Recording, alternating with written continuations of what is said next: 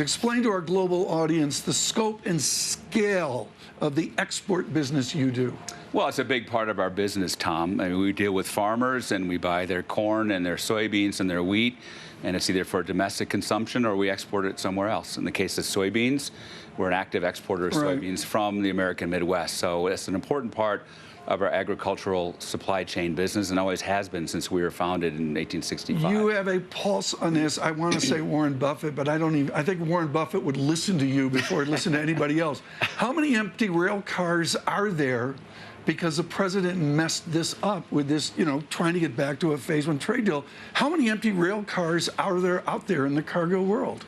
Well, they're not necessarily empty. They're just still in the yard. So, yeah, they're empty. Okay, excuse me. Maybe they're full, but they're sitting there. They may be somewhere else. They're not moving. And the fact is, and as I listened to Mr. Kudlow, it's a good first step. And so the fact is that China and the U.S. have talked and come up with a phase one agreement. But the fact is, the exports haven't resumed. The tariffs are still in place. Right. And so I'm still quite concerned about the American farmer and the American ag economy. So what does that mean in terms of implementation, right? What do you actually worry about, that this will never come to fruition? And does that mean that, a phase two deal is completely out of the question?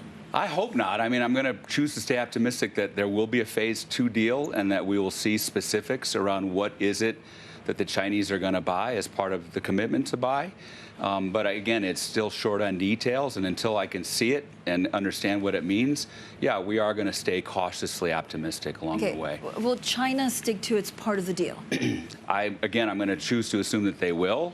They haven't articulated as part of this phase one agreement that what are the mechanisms for enforcement if either party were not to stick to it. Last week, China was a currency manipulator. Is Switzerland today a currency manipulator? It is actually. We say today. that even though we're China's here having no longer, but Toblerone chocolate. Is Cargill a currency manipulator? I'm saying it in jest, folks, of course. But that's the currency of trade. How do you look at foreign exchange, dollar, yuan, and for the other 32 currencies you have to deal with every day? Well, who's manipulating who? We do nothing with regard to manipulation of anything, let alone currencies. But what do you see out there among the feeling of so many Americans that there is a game going on? I think our perspective is that markets take care of themselves. We are not smart enough to hedge currency exposure, and we've got enough of a diversified portfolio between countries. So we're in over 70 countries worldwide, all kinds of commodities, which are dollar-based. Right. And there tends to be a certain level of a natural hedge in our overall business. It's an annual Davos question. We need to break some news here right now. Sure. I mean, I look at the public disasters.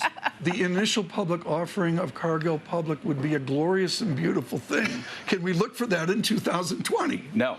No. Why? Because our family shareholders are very proud of their company. We are seventh generation. We've been privately owned, family owned since 1865. So we're now coming up on 155 years.